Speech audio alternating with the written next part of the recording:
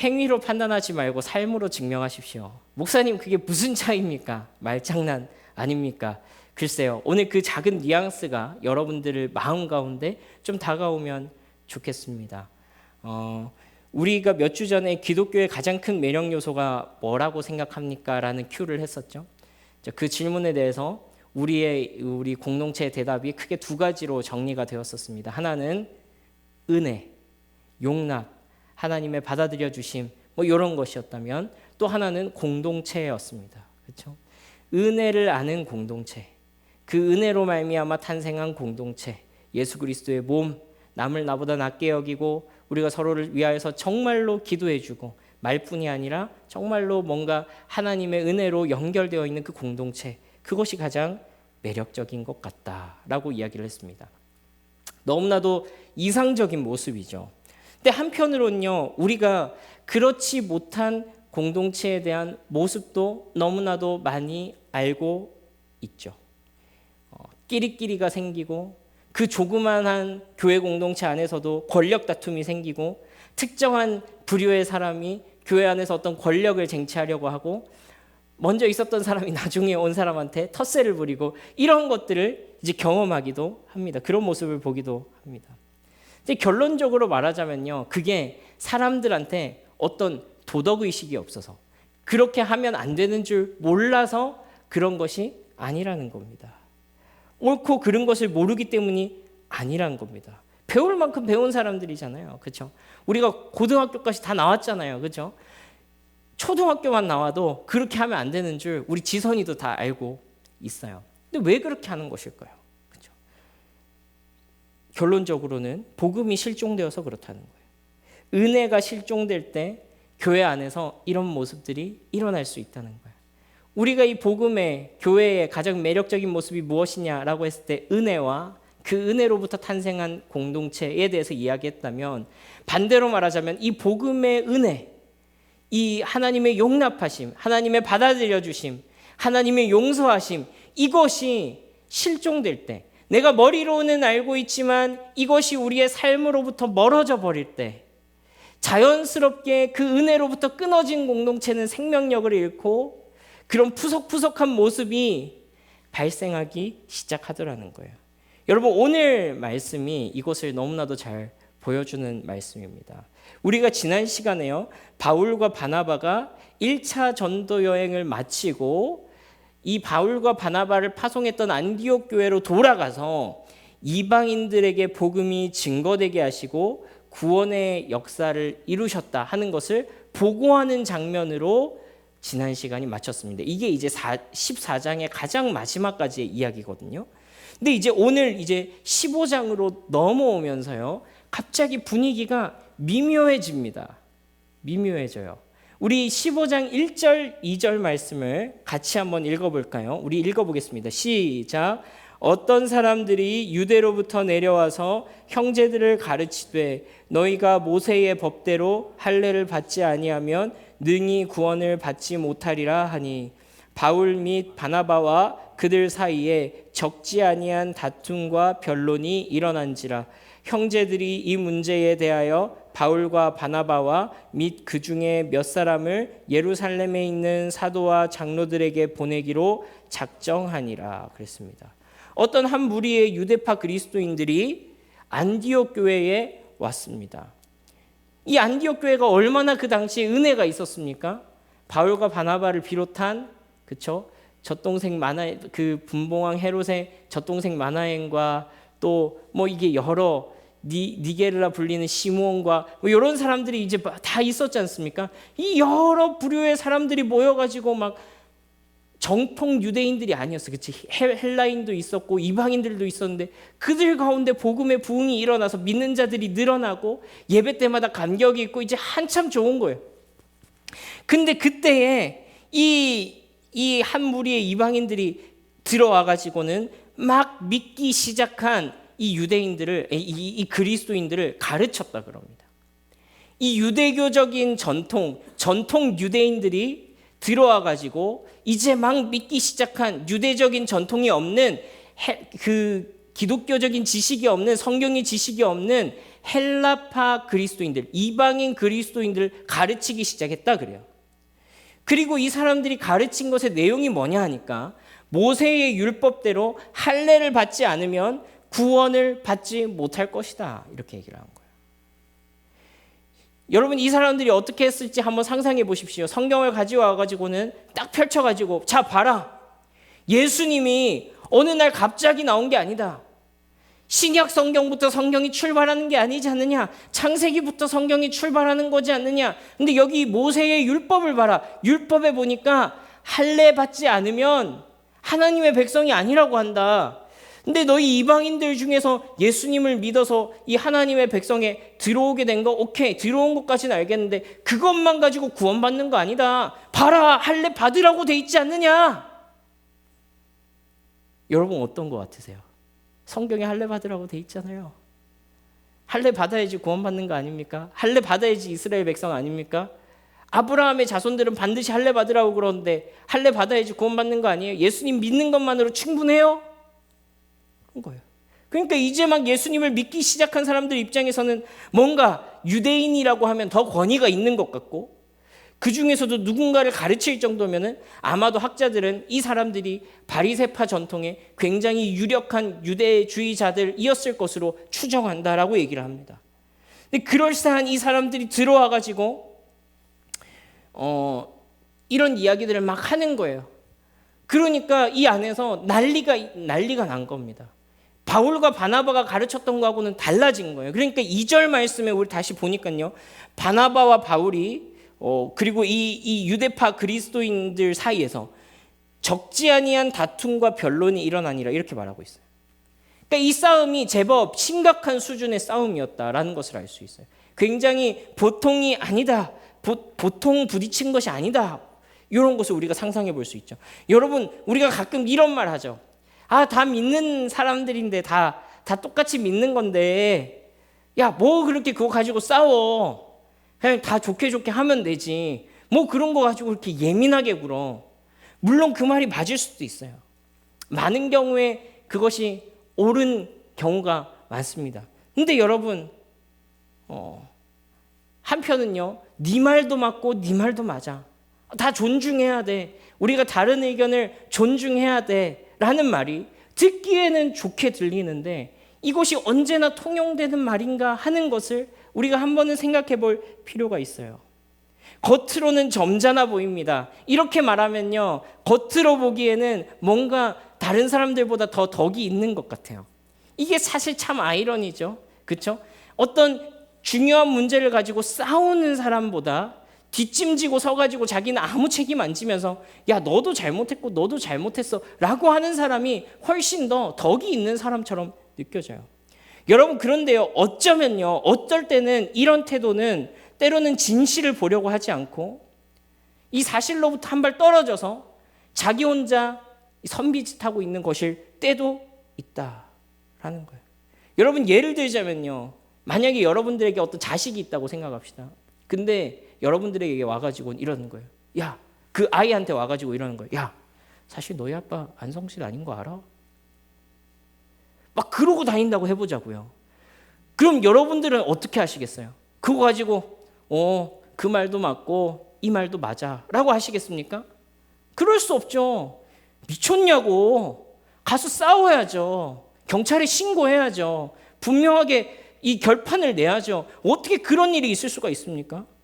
그러니까 여러분, 이런 문제는요, 대충 양비론으로 이것도 맞고 저것도 맞아, 이런 식으로 넘어갈 수 없는 문제가 분명히 있다는 거예요.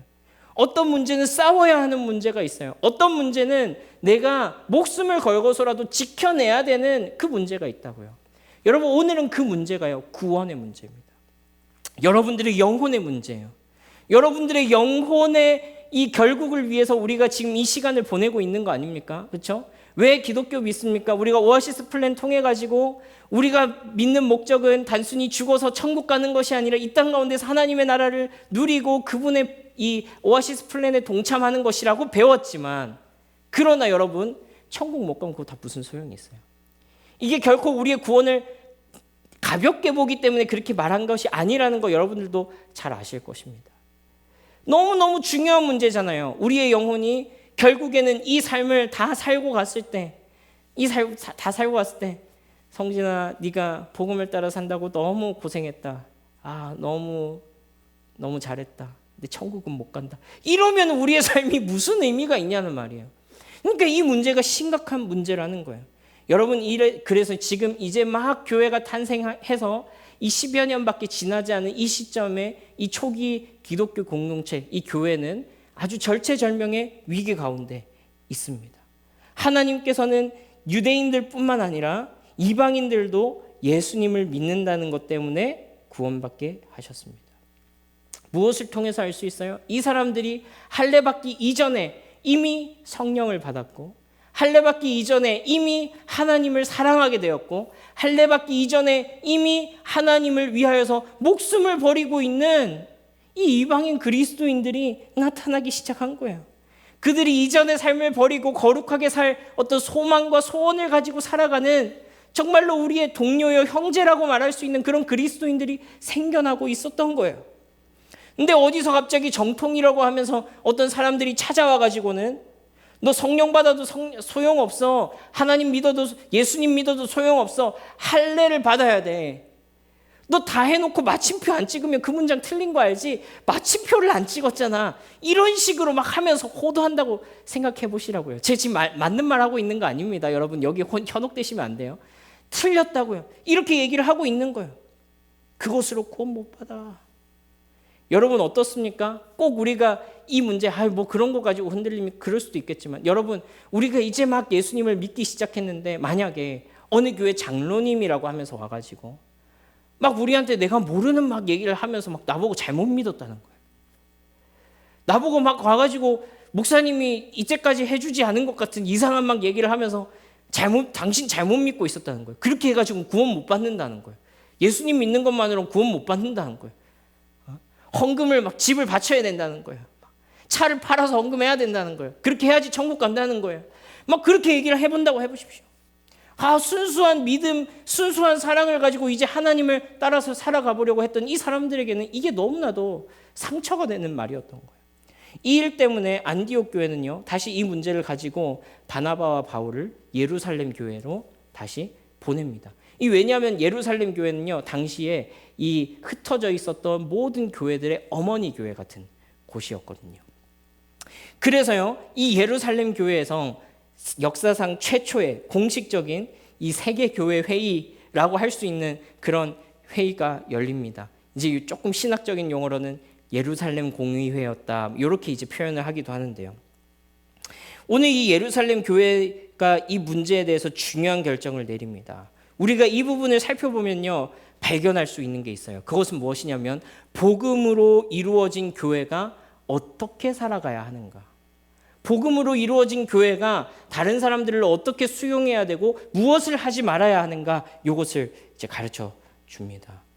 또 교회가 어떤 중요한 결정을 내리는 가운데 하나님께서 어떻게 역사하여서 이 교회 공동체의 의견을 하나로 만드시고 교회를 하나로 평화롭게 이루어 가시는가 하는 것도 발견할 수 있게 됩니다.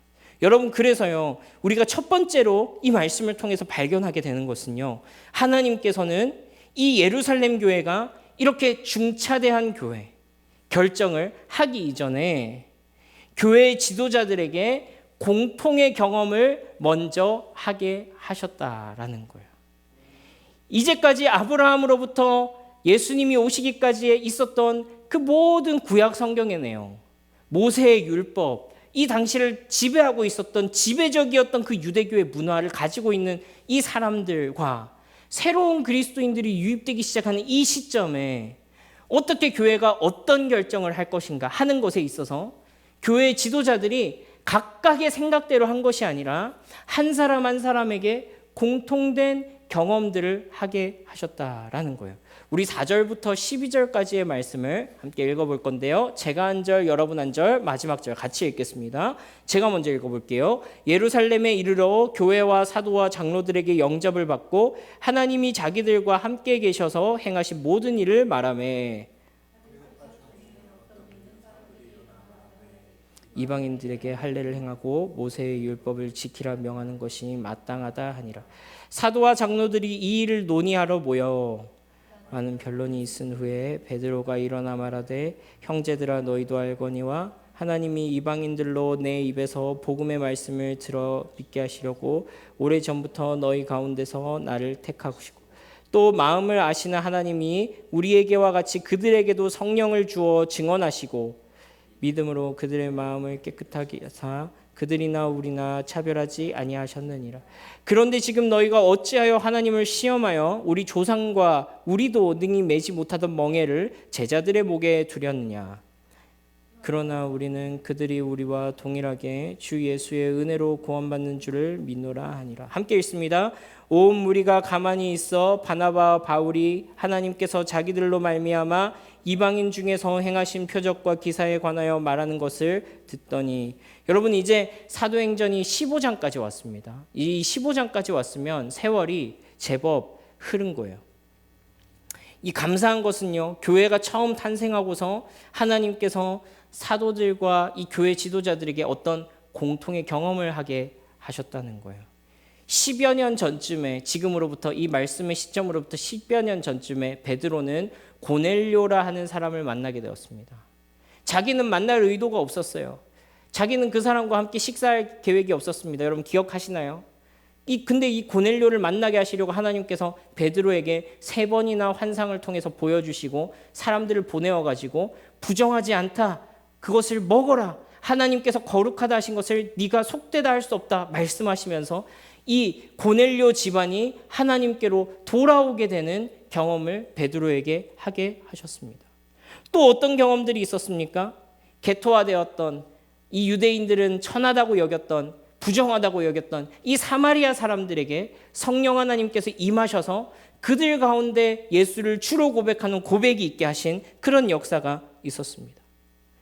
또 바울과 바나바에게는 어떻습니까? 바울과 바나바 역시 여러 지방을 돌아다니면서 복음 전하면서 많은 이방인들에게 복음이 전파되어지는 것을 목격하게 하셨죠. 여러분, 하나님께서는요, 이렇게 교회로 하여금 함께 경험해가며 하나님의 일하심을 느끼게 하셨습니다. 누구 한 사람의 강력한 주장이 있어서 그것에 휘둘리는 것이 교회가 아니라 이방인들을 그냥 누가 한 명이 야, 이방인들 받아들여야지 라고 누가 어떤 헤드가 있어가지고 그렇게 세게 말했더니 그냥 다 그 권위에 순종할 수밖에 없어서 그렇게 믿게 되었던 게 아니라는 거예요. 하나님의 섭리 속에서 그 교회의 지도자들과 사도들이 각각 뿔뿔이 흩어져 있었음에도 불구하고 그 흩어진 곳에서 하나님께서 이방인들을 구원해내시는 역사를 함께 경험했던 거예요. 하나님께서 교회가 이루어진 이후로 이 시간이 지나면서 함께 교회를 인도해 오신 이 하나님의 일하심을 보게 하셨습니다. 그리고 함께 느끼고 함께 공감하게 그렇게 하셨습니다. 여러분, 하나님께서요, 우리의 교회도 그와 같이 인도해 주시는 은혜가 저와 여러분들 가운데 있게 하시기를 간절히 바랍니다. 여러분, 교회는 목사의 소유물이 아니죠. 누군가 한 명 입김이 센 사람의 결정대로 흘러가는 것이 교회가 아닙니다. 교회는 무엇이라 했습니까? 그리스도의 몸이라고 했습니다. 그렇기 때문에 우리 모두가 그 머리로부터 연결되어 머리로부터 나오는 그 말씀을, 그 명령을 함께 듣는 것입니다. 그 말씀을 듣고 함께 따라가고 살아갈 때에 우리 각자의 이 한 주간 살아왔던 그 경험들, 말씀 가운데 우리를 인도해 오셨던 그 경험들이 자연스럽게 우리 교회로 하여금 어디로 나아가야 할지를 가르쳐 가시게 될 것입니다. 여러분, 우리가 이미 그것을 느끼고 있지 않습니까? 우리가 함께 말씀을 듣고 나누고 서로의 신앙을 고백할 때에 하나님께서 우리 가운데 큰 기쁨을 주시죠. 아, 이렇게 살아가는 것이 맞구나. 아, 이렇게 흘러가는 것이 맞구나. 아, 하나님께서 우리 교회를 이렇게 인도하고 계시는구나 하는 것을 느낄 때가 있습니다. 우리가 함께 하나님의 교회를 이루고 있고 하나님의 인도하심을 받아 교회로 나아가고 있음을 경험하게 하시기를 바랍니다. 여러분, 이 중요한 결정을 해가는 가운데 하나님께서는요, 갑작스럽게 그냥 이렇게 팍 이렇게 하시는 것이 아니라 10년이라는 시간이 걸리게 하셨어요. 그 과정을 주셨다고요. 하나님께서는 기계처럼 우리에게 그냥 스위치 온 해가지고 이렇게 해라고 하시는 분이 아니고 우리의 삶의 맥락을 만들어 가신다고요. 왜 내가 이런 삶을 살게 됐지? 왜 내가 하나님께서 내 삶을 이런 식으로 인도하시지? 처음엔 이해가 되지 않아요. 처음에는 왜 그렇게 하셨는지 알 수 없어요. 그러나 그것이 무엇인지는 우리가 알지 못하지만 우리의 지금의 우리가 함께 경험하고 있는 서로의 이야기들, 이 이야기들이 쌓여가면서 우리 교회의 어떤 스토리들을 만들어가고 계신다고요. 하나님께서 지금 예루살렘 교회와 이 초기 교회 공동체에 어떤 이야기들을 만들어가고 계셨다라는 거예요. 누구 한 명의 특정한 사람에게가 아니라 성도 각 사람에게, 여러분들 각자에게 교회를 향한 마음을 함께 품게 하시고 하나님의 일하심에 대한 꿈을 꾸게 하셨다라는 거예요. 여러분, 그래서요, 이 말씀을 통해서 우리가 두 번째로 중요하게 발견하게 되는 것이 있습니다. 바로 이 베드로의 말 속에서 확인하게 되는데요. 한마디로 말하자면요, 왜 우리도 다 못 지키는 것을 이 사람들한테 시켜서 이 사람들을 괴롭게 합니까? 라는 거예요.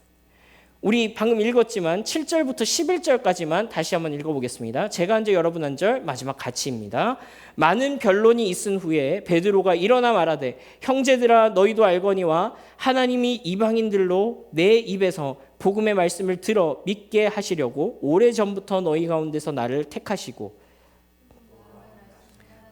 우리에게와 같이 그들에게도 성령을 주어 증언하시고 믿음으로 그들의 마음을 깨끗이 하사 그들이나 우리나 차별하지 아니하셨느니라. 시험하여 우리 조상과 우리도 능히 매지 못하던 멍에를 제자들의 목에 두렸니. 함께 읽습니다. 그러나 우리는 그들이 우리와 동일하게 주 예수의 은혜로 구원받는 줄을 믿노라 하니라. 여러분, 특별히 10절 말씀 한번 보십시오. 뭐라고 되어 있습니까? 우리 조상과 우리도 능히 매지 못하던 멍에를 제자들의 목에 두렸니. 여러분, 생각해 보면요, 유대인들이 요구하던 게 뭐예요? 너 할례 받아라 아닙니까? 쉽게 말하자면은 어떤 이 성기의 표피를 제거해서 몸에 표식을 만들어라 하는 거 아닙니까? 이게 왜 중요합니까? 항상 볼 때마다 내가 구별된 하나님의 백성이라는 것을 기억하라고, 이 사람의 몸에 가장 중요한 곳에 그렇게 표시를 한 것이었어요. 근데 아니, 여기 있는 유대인들은 다 할례 받았는데 뭘 못했다는 말이에요. 난지 8일 만에 할례를 받거든요. 여기 있는 유대인들은 이미 다 할례를 받았어. 근데 베드로가 뭐라고 해요? 우리 조상들도 다 지키지 못할 멍에를 왜 이 사람들에게 지우느냐? 그 정도는 아닌 것 같은데요, 라는 생각이 들지 않습니까? 근데 여러분, 왜 이렇게 말하냐면요, 이것이 법의 특성이기 때문에 그래요. 어떤 법이라는 것의 특징이기 때문에 그래요. 여러분, 이 할례를 받는다는 것은요, 율법의 메커니즘에 들어가겠다라는 말이에요. 할례를 받는다는 말은 할례만 받는 게 아니라 이 율법이 요구하고 있는 이 율법이라는 경기장 안으로 들어가겠다 하는 거예요. 여러분, 예를 들자면요, 우리가 바둑판에 검은 돌과 흰 돌을 올려놨다고 생각해 보자고요. 자, 우리가 무엇을 할 수 있습니까? 집을 만들어서 상대편의 돌을 딸 수 있겠죠. 이렇게 되면 뭐예요? 정통 바둑이죠. 근데 어떤 사람이 갑자기 5개를 만들듯이 저 오목입니다, 이렇게 얘기하는 거예요. 다른 경기의 룰이죠. 그러다가 어떤 사람이 갑자기 거기서 알까기를 시전해버리는 겁니다. 이건 뭐예요? 정통 바둑과 알까기가 같이 갈 수 있습니까? 아니요. 그냥 바둑판 위에 검은 돌과 흰 돌을 올려놨을 뿐이지 그 경기에 어떤 룰을 적용하느냐에 따라서 이것은 전혀 다른 메커니즘의 경기가 되어버리는 거예요. 할례를 받아야지만 구원받는다 하는 이 규칙을 적용하기 시작하면요, 이것은 무슨 게임을 하기 시작하겠다라는 거냐면은 율법으로 만들어진 게임, 율법으로 작동하는, 율법이라는 규칙으로 작동하는 그 운동장에서 플레이하겠다라는 거예요. 근데 여러분, 문제가 뭐냐면요, 이 율법이 그렇게 만만치가 않다는 거예요. 갈라디아서 3장 10절 말씀에 이렇게 되어 있습니다. 무릇 율법 행위에 속한 자들은 저주 아래에 있나니 기록된 바, 함께 읽습니다. 누구든지 율법 책에 기록된 대로 모든 일을 항상 행하지 아니하는 자는 저주 아래에 있는 자라 하였습니다. 여러분, 여기에 율법의 규칙이 적혀져 있습니다. 이 말씀은 모세의 율법을 다시 한 번 더 바울이 반복한 말씀인데요, 율법의 규칙은 뭐예요? 율법의 모든 구절을 항상 지키는 것입니다. 율법의 요구는 무엇이냐면요, 율법에 있는 모든 구절을 지켜라. 하나라도 어기지 마라. 그리고 그 빈도에 대해서는 어떻습니까? 항상 지켜라. 1분 1초도 어기면 안 된다. 근데 예수님께서 뭐라고 말씀하셨습니까? 오셔서 야, 너희 율법을 지킨다고 생각하는 사람들아, 너희가 남을 미워하면 그건 곧 네가 살인한 죄니라. 지나가는 여자를 보고 음욕을 품었으면 간음한 것이니라 말씀하셨어요. 율법을 한순간도 어기지 않고 지키면서 산다는 것은 우리의 마음의 문제까지 걸고 넘어졌을 때 그거 지킬 수 있는 사람은 아무도 없다는 거예요. 여러분, 우리는 누구 앞에 섭니까? 누구 앞에 서요? 하나님 앞에 서요. 이 율법의 기준을 가지고 산다는 것은요, 이 율법의 기준을 가지고 내 인생을 하나님 앞에 판단받겠다라는 거예요. 나 옳게 살았습니다. 나 율법 다 지키면서 살았습니다. 재판관이신 하나님 판단해 주십시오. 하나님의 기준에 충족해야 된다라는 것이죠.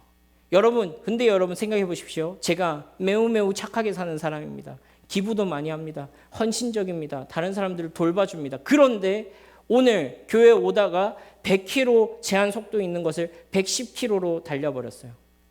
범칙금 딱지가 와야 될까요? 안 와야 될까요?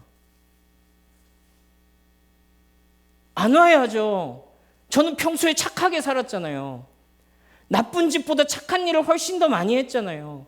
그러니까 그 정도는 봐줄 수 있잖아요. 억울하네요. 정상입니까, 이 인간이? 제정신이 아니죠. 왜 그래요? 착한 일 한 것은 착한 일 한 대로, 잘못한 것은 잘못한 대로 판단받는 것이 정의이기 때문에 그래요. 그렇죠? 평소에 너무 많은 착한 일을 했어요. 수십억을 기부했어요. 철천지 원수를 내가 딱 그 한 명만 도저히 참을 수 없어서 나에게 정말 참을 수 없는 행동을 해서 죽여버렸어요. 수십억을 기부했으니까 요 살인한 것 정도는 좀 봐줘야 되겠다. 그렇죠? 또 죽을 만한 놈을 죽였는데 봐줘야 되겠다. 그렇죠? 그럼 됩니까? 안 되죠. 왜 안 됩니까? 법을 하나 어기면 그것은 범법자이기 때문에 그렇습니다. 여러분, 세상 법도 그런데 하나님 앞에서는 율법으로 내가 평가받겠습니다.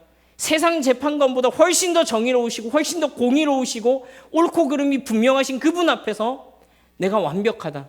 내가 율법을 가지고, 율법이란 건 뭐예요? 하나님의 법을 가지고 판단받겠다 하는 거 할 수 있습니까? 우리가 대한민국 법도 100% 다 지키지 못하는데 어떻게 하나님의 법을 다 지키겠다는 말입니까? 이것이 바로 우리가 선행으로는 천국에 갈 수 없는 이유죠. 그렇죠? 우리의 착한 행실로는 하나님 앞에 천국 갈 수 있는 이것을 할 수 있는 곳이 아니라는 거예요. 왜냐하면 천국은 어느 기준선을 넘은 사람이 들어가는 곳이 아니라 하나님 앞에 yes or no, 네가 정결하냐 아니면 네 속에 조금이라도 그 흠이 있느냐 하는 것으로 판단받는 것이기 때문에 그렇습니다. 그래서 우리가 은혜로 구원받는다라고 얘기하는 거예요. 우리의 아주 철저한 행위로도 다 충족시킬 수 없는 하나님의 의를 만족시키기 위해서는 내가 만들어낸 의가 아니라 나를 대신하여서 십자가에서 죽으시고 부활하신 그분의 의가 나에게 덧입혀지는 것 말고는 우리가 하나님 앞에서 의롭다고 판결받을 수 있는 가능성이 전무하기 때문에 그렇습니다. 그분이 우리를 용서하시고 그분이 우리를 받아들여 주시는 것 말고는 방법이 없기 때문에 그렇습니다. 이것을 보고 은혜라고 그러죠. 은혜. 그러나 지금 할례 받지 않으면 구원받지 못한다라고 하는 이 유대인들에게 베드로가 이렇게 말하는 거예요. 어떻게 우리 조상들도 다 지키지 못했던 이 율법을 이제 그리스도를 믿고 은혜로 하나님의 가족이 된 이 사람들에게 다시 시키겠다고 얘기를 하는 거예요. 할례를 받으라고 율법에 따라서, 그럼 율법의 이 기준을 그럼 이제 다시 또 충족시키자고, 당신 그렇게 살았어? 라고 물어보는 거예요. 우리 조상들도 그렇게 못 살았던데 하나님께서 은혜로 구원해 주신 이 구원을 왜 너희가 모욕하고 있는 거야? 라고 얘기를 하는 거예요. 예수 그리스도께서 다 이루신 그 일을 왜 아무것도 아니었던 것으로 되돌려 놓느냐라고 얘기하고 있는 거예요. 그럼 우리에게 질문이 남죠. 착하게 살 필요가 없는 것인가? 그래서 여러분 이 논의의 끝에 그래서 예루살렘 교회에서는요. 당시의 리더격이라고 할 수 있는 이 좌장이라고 할 수 있는 이 누굽니까? 야고보. 이 야고보서를 썼던 이 야고보가 이 19절부터 21절 말씀을 통해서 이 예루살렘 교회가 지금 당면한 문제, 안디옥 교회와 이 율법주의자들에 의해서 혼란스러운 이 사태를 정리하는 말씀을 합니다. 그게 바로 오늘 우리가 읽었던 본문 말씀인데요. 우리 함께 읽어보겠습니다. 제가 한 절 여러분 한 절 21절 같이 읽습니다. 시작. 그러므로 내 의견에는 이방인 중에서 하나님께로 돌아오는 자들을 괴롭게 하지 말고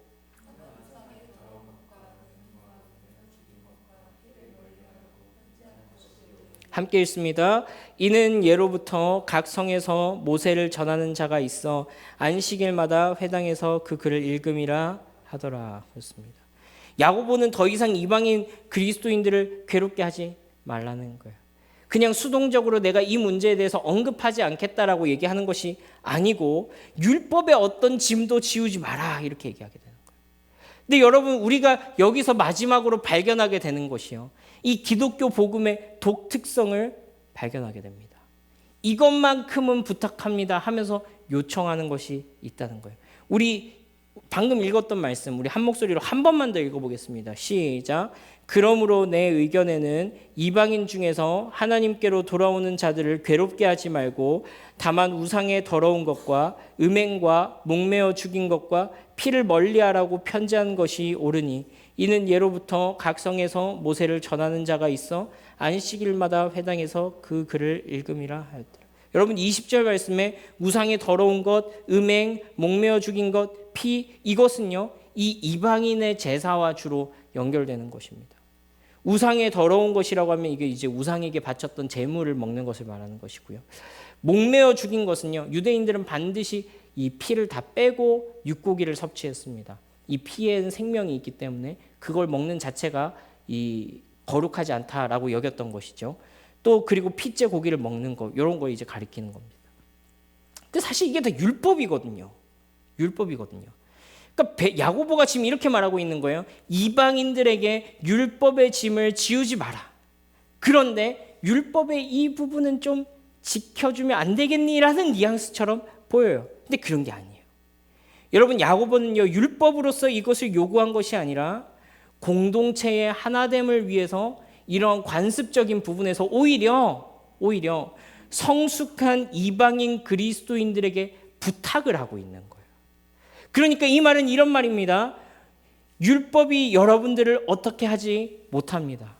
여러분들은 율법으로 의를 얻은 사람들이 아니고 예수 그리스도를 믿음으로 구원을 얻은 사람들입니다. 그러나 여러분 이 가운데에는 상당수가 아주 오랜 세월 동안 수백 년 동안의 그 전통으로 지켜왔던 그 유대교의 율법의 식사를 하는 사람들이 있습니다. 피째 고기를 먹지 않고 우상에게 바쳐진 제물을 먹지 않는 사람들이 있습니다. 그런데 그런 것들을 올려놓게 되면 이 사람들과 함께 식사를 할 수가 없습니다. 함께 하나됨의 교제를 온전히 할 수가 없습니다. 그러니까 그런 것들은 조금 피해 주십시오라고 부탁을 하고 있는 거예요. 여러분 그렇습니다. 이 말은요 지금 야고보가요 너희도 틀렸고 하는 식의 양비론으로 말하고 있는 게 아니에요. 무엇이냐면은 복음을 따라서 사는 제3의 길이 있다라는 것을 우리에게 알려주는 것입니다. 그것은 무엇이냐면은 사랑으로 서로를 섬기고 스스로의 자유를 제한할 수 있는 섬김입니다. 바울은 이것에 대해서 이렇게 말합니다. 고린도전서 8장 9절에서 13절 말씀인데요. 제가 한 절 여러분 한 절 읽겠습니다. 그런즉 너희의 자유가 믿음이 약한 자들에게 걸려 넘어지는 것이 되지 않도록 조심하라.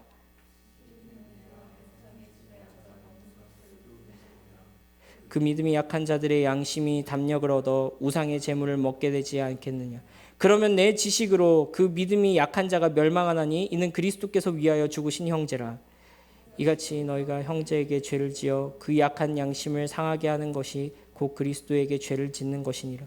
함께 읽습니다. 그러므로 만일 음식이 내 형제를 실족하게 한다면 나는 영원히 고기를 먹지 아니하여 내 형제를 실족하지 않게 하리라. 바울이 뭐라고 말하냐면요, 고기를 먹을 수 있지, 너희에게 그런 자유가 있다는 거 알고 있어. 너희는 어려서부터 그것을 먹어왔으니까 거기에 대한 아무런 양심의 거리낌이 없겠지. 그러나 유대인들은 달라. 그 사람들에게 이것은 양심에 거리끼는 행동이야. 근데 너희의 그 자유로운 행동이 방종으로 이끌려서 그 사람들의 양심에 스크래치를 주게 된다면 그게 바로 예수님께서 그 사람들을 위해서 죽었는데 그 사람들에게 해를 끼치는 게 아니겠느냐라고 얘기를 하는 거예요. 그래서 바울이 이렇게까지 얘기하는 겁니다. 나에게 자유가 있지만 만약에 내 자유가 다른 사람을 시험 들게 하고 상처받게 하고 넘어뜨리는 것이라면 나는 죽을 때까지 고기 안 먹어도 괜찮다. 그거 안 먹는다고 나 죽는 거 아니잖아. 나 참을 수 있어. 라고 얘기를 하는 거예요. 바울은 자신에게 자유가 있지만 그것이 내 형제를 넘어뜨리는 자유라면 기꺼이 그것을 포기하겠다라고 선언하는 겁니다.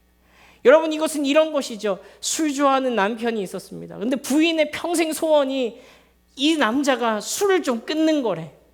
근데 이 남자는 술보다 아내를 더 사랑하는 거예요. 그래서 술 먹는 것을 포기하기로 했어요. 여러분, 이게 찐사랑 아닙니까? 찐사랑이죠. 내가 더 사랑하는 것을 위해서 덜 사랑하는 것을 기꺼이 포기할 수 있는 거, 그게 찐사랑이라는 거예요. 여러분, 우리 교회가 이루고 있는 것이 그런 것이라는 거예요. 우리가 그와 같이 교회를 이루고 있다는 거예요. 이방인들 복음으로, 믿음으로 예수를 믿었어요. 아무런 거리낌이 되지 않아요. 그런데 오히려 야고보가 나 높은 사람이요, 나 율법 좀 아는 사람이요 하는 그 사람들에게 부탁하고 있는 것이 아니라 이방인이지만 예수를 믿어서 성숙하게 된 자들, 처음 예수를 믿었지만 그 은혜에 감격하여서 기꺼이 자기를 그리스도께 내어드릴 준비가 된 그 자들에게 부탁하고 있는 거예요. 여러분들에게 자유가 있는 것은 알고 있지만 우상에게 바쳐진 제물, 피채 고기를 먹는 거, 스테이크를 레어로 구워 먹는 거 조금만 자제해 주시면 안 되겠습니까? 그래서 야고보가 그와 같은 것들을 피하라 이렇게 얘기하는 거예요. 피하라. 법으로 강제하듯이 금하라 이렇게 하고 있지 않는 거예요. 그들의 자율, 복음으로 말미암은 그들의 새로운 양심 가운데 호소하고 있는 것입니다. 여러분, 하나님께서 우리에게, 우리 교회 가운데 그런 은혜 주시기를 바랍니다. 법이 있기 전에 은혜가 흘러야 되는 거예요. 옳고 그름, 맞아 틀려, 너 지금 그 맞아, 그게 틀려, 그거 이전에 은혜가 흐르고 있는, 용납함이 있는, 복음의 정신이 흐르고 있는 그런 교회 되기를 바랍니다. 아멘이십니까? 여러분, 말씀을 맺으면서요, 우리에게 이 말씀은요, 두 가지 질문을 던집니다. 우리는 복음 말고 무엇인가를 더 만들어내고는 있지 않는가 하는 거예요. 여러분, 오늘 우리가 말씀을 잘 살폈습니다. 오늘 이 예루살렘 교회에서는 할례를 받는 그 문제였지만 오늘날의 우리 교회에서는 그것이 또 다른 어떤 것일 수 있어요.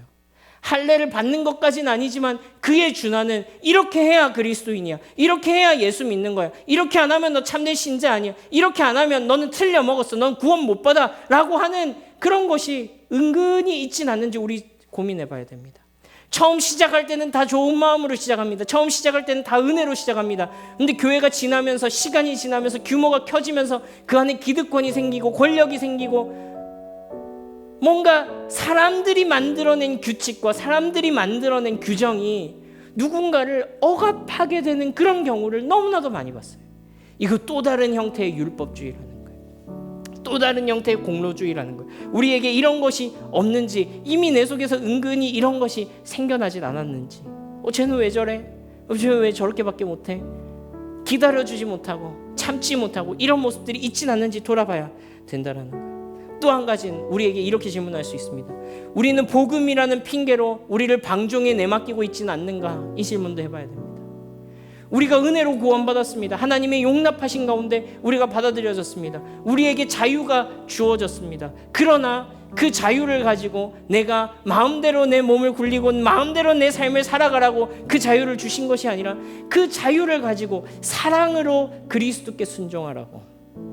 아무도 나에게 매들고 쫓아오는 사람은 없지만 사랑하기 때문에 그분에게 순종하고, 사랑하기 때문에 음행을 피하고, 사랑하기 때문에 부도덕한 일을 멀리하고, 사랑하기 때문에 그분의 뜻에 따라 살려고 하는 그 참된 순종이 있느냐 하는 거예요. 여러분, 부부가, 연인이 혼날까봐, 걸릴까봐 이거 안 하고 저거 안 하고 이렇게 사는 삶이 그게 부부입니까? 그게 연인입니까? 그게 사랑하는 사이입니까? 아무것도 아니죠. 그럴 것 같으면 왜 만나요? 사랑하면 사랑하기 때문에 기꺼이 나를 그를 위해서 헌신하는 거죠. 사랑하기 때문에 기꺼이 나를 그에게 바치는 것입니다. 하나님을 믿는 것도 그와 같은 거예요. 이거 했어 안 했어, 했어 안 했어, 했어 안 했어가 아니라 진짜 그 사랑이 나로 하여금 하나님 앞에 순종하고 그분의 뜻을 따라 살아가도록 하고 있는가 하는 질문을 우리에게 해봐야 된다라는 거예요. 여러분, 그래서요, 로마서 8장 28절에서 29절까지의 말씀인데요, 우리 한 목소리로 함께 읽어봅시다. 시작. 무릇 표면적 유대인이 유대인이 아니요 표면적 육신의 할례가 아니니라. 오직 이면적 유대인이 유대인이며 할례는 마음에 할지니 영에 있고 율법 조문에 있지 아니한 것이라. 그 칭찬이 사람에게서가 아니요 다만 하나님에게서니라. 여러분, 그래서 제가 제목을 이렇게 지은 거예요. 행위로 판단하지 말고 삶으로 증명하십시오 라고 얘기한 거예요. 할례 받고 안 받고 내가 만든 규칙과 규율로, 복음이 아닌 것으로 다른 사람을 정죄하고 판단하고 내가 누군가의 위에 서는 것이 교회가 아닙니다. 행위로 판단하지 말라는 거예요. 그러나 여러분, 우리가 증명해야 할 삶이 있습니다. 그 삶은 어떤 삶입니까? 내가 얼마나 의로운 사람인가, 내가 얼마나 괜찮은 사람인가, 내가 얼마나 괜찮은 종교인인가, 내가 얼마나 너보다 나은 사람인가를 증명하라는 것입니까? 그런 게 아니라요. 그런 게 아니라 복음이 안에 있는 삶이 무엇인가? 은혜를 따라 사는 삶이 무엇인가? 예수를 믿는다는 것이 무엇인가? 사랑으로 역사하는 믿음이라는 것이 무엇인가? 그것을 드러내는 삶이 우리의 삶이 되어야 된다는 거예요. 그래서 우리의 삶을 통해서는 뭐가 증명되어야 됩니까? 하나님의 은혜의 크심이 증명되어야 되죠. 그분이 얼마나 넓으신 분인가가 증명되어야 되죠. 부디 우리 교회를 통해서, 여러분들의 삶을 통해서, 저의 삶을 통해서 그 은혜의 크심이, 하나님의 그 크신 포용력이, 하나님의 그 용납하심이 드러나기를 바랍니다. 그 일은 결코 쉽지 않습니다. 그렇게 낭만적이지 않을지도 모릅니다. 때로는 나를 희생해야 됩니다. 때로는 내가 하기 싫은 일을 해야 됩니다. 누가 시켜서요, 안 하면 벌 받아서요, 그거 안 하면 지옥 가서요. 그게 아니라 하나님을 사랑하기 때문에, 그리스도를 사랑하기 때문에 기꺼이 내가 그렇게 하기로 선택하는 것입니다. 여러분, 이것이 제3의 길이죠. 율법을 지키냐 지키지 않느냐의 문제가 아니라 사랑으로 역사하는 믿음의 문제입니다. 여러분들께 기도 제목을 2가지 드리겠습니다. 우리 첫 번째로는 이와 같이 기도합시다. 우리를 율법대로, 법대로 판단하지 아니하시고 은혜로 판단하신 하나님의 사랑에 먼저 감사하는 기도를 드렸으면 좋겠습니다. 여러분, 어떻게 이 자리에 앉아 있습니까? 우리가 예배드릴 만한 자격이 있는 사람입니까? 그만큼 거룩합니까? 우리에게 흠이 없습니까? 지금 하나님 오셨을 때 우리가 떳떳합니까? 그분이 우리를 심판하지 않을 자신 있습니까? 그거 아니잖아요. 그거 아니잖아요. 우리는 돌고 돌아서 이 자리 가운데 왔어요. 그러나 하나님께서 우리의 과거에 그 부족했던 삶에 대해서 책망하지 않으시고 오늘 우리의 예배를 받으시고 용납해주고 계세요. 감사한 일 아니에요? 좋은 일 아니에요? 그분이 우리를 품어주시잖아요. 우리 그 일에 대해서 먼저 감사하면 좋겠습니다. 이 은혜에 대한 감격이 먼저 우리에게 회복되어야 됩니다. 그리고 2번째로요, 율법이라서가 아니라 은혜로, 사랑으로 섬기도록, 내 마음의 할례를 행하고 새로운 마음에 주시도록. 우리가 방금 읽은 로마서 말씀이 그 말씀 아니에요? 외형적으로 유대인이 아니라고, 너희의 육체의 할례가 아니라 너희의 영혼의 할례를 받아야 된다. 너희의 몸에 문신 몇 개 새겼다고, 할례를 행했다고, 그리고 흉터가 있다고, 그게 참된 하나님의 백성의 증표냐? 그거 하나님의 증표 아니라는 거예요. 너희의 마음의 할례를 받아야 된다는 거예요. 너희 영혼의 할례를 받아야 된다는 거예요. 너희의 마음이 새로워져야 된다는 거예요. 너희의 마음이 하나님을 사랑하고 그분의 뜻을 따라갈 새로운 마음, 새로운 영을 가진 새로운 존재가 되어야 된다는 거예요. 하나님 아버지, 주님, 내 마음의 할례를 행하고 그와 같이 주님 기뻐하시는 삶, 주님 사랑하는 삶으로 내 삶이 흘러갈 수 있도록 도와주십시오. 그리하여서 우리의 삶을 통하여서 하나님의 은혜의 크심이 많은 사람들에게 덕이 되어 흘러갈 수 있도록 도와주십시오. 우리 그렇게 다시 복음 앞에 찬양하신 이후에 함께 기도하시겠습니다.